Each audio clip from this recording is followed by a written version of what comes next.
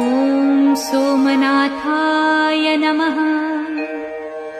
ॐ मल्लिकार्जुनाय नमः। ॐ महाकालेश्वराय नमः। ॐ ओंकारेश्वराय नमः। ॐ वैद्यनाथाय नमः। शिवशङ्कराय नमः। रामेश्वराय नमः।